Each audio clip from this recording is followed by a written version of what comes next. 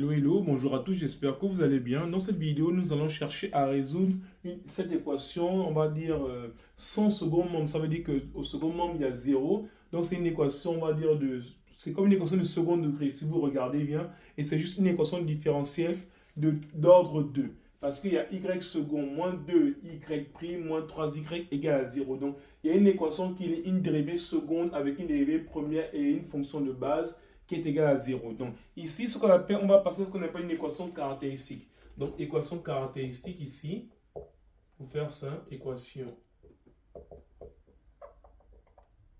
caractéristique.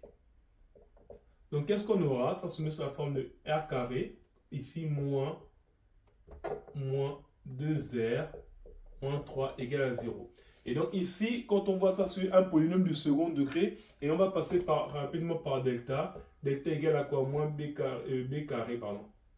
Moins 2 au carré, moins 4 fois 1 fois moins 3. Ça donne ici 4 plus 12, ça fait 16, qui est égal à 4 au carré. Donc ici, on aura R1 qui sera égal à moins B, donc ça devient moins B2, moins racine de delta, donc moins 4 sur 2A sur 2 fois 1.